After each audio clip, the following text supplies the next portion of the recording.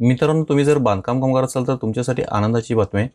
आता महाराष्ट्र इमारत व इतर बांधकाम कल्याणकारी मंडळाकडून सक्रिय नोंदीत बांधकाम कामगारांना गृहोपयोगी संस्थांसाठी म्हणजे भांडी दिली जात आहे. राज्यातील काही ठिकाणी योजना सुरू आहे. लवकरच राज्यातील इतर ठिकाणी सुद्धा ही योजना सुरू होईल.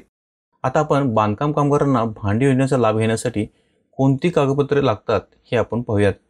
यामध्ये एकूण 6 कागदपत्रांची आवश्यकता असते. त्यामध्ये तुमचे आधार कार्ड झेरॉक्स, बांधकाम कामगारची नोंदणी असलेले कार्डचे झेरॉक्स, त्यानंतर ₹1 पावती असते त्याची झेरॉक्स, त्यानंतर रेशन कार्डचे झेरॉक्स, त्यानंतर हमीपत्र आणि 6वं म्हणजे मंडळामार्फत भांडी मिळण्याकरिता जो आपण अर्ज करतो, ही एकूण 6 कागदपत्रांची आवश्यकता असते.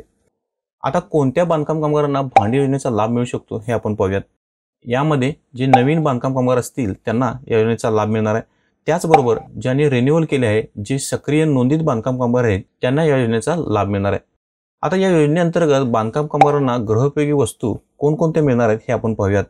यामध्ये एकूण 30 वस्तू बांधकाम कामगारांना भांडी योजनेअंतर्गत मिळणार आहेत. त्यामध्ये ताट आहेत, वाट्या आहेत 8 नग, पाण्याचे ग्लास 4 नग, पातेले झाकणासह असे 1 नग आहेत.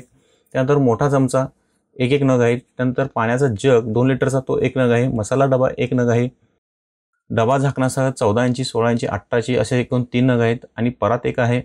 त्यानंतर प्रेशर कुकर 5 लिटरचा 1 नग आहे आणि कढई 1 नग आणि स्टीलची टाकी 1 नग असे एकूण 30 वस्तू बांधकाम कामगारांना भांडी योजनेअंतर्गत दिले जाणार आहे. मित्रांनो, तुम्ही जर अजून बांधकाम कामगार नोंदणी केली नसेल तर लवकरात लवकर नोंदणी करून घ्या. तसेच तुम्ही जर ऑनलाईन रिन्युअल केलं नसेल तर लवकरात लवकर रिन्युअल करून घ्या, तरच तुम्हाला या योजनेचा लाभ घेता येणार आहे.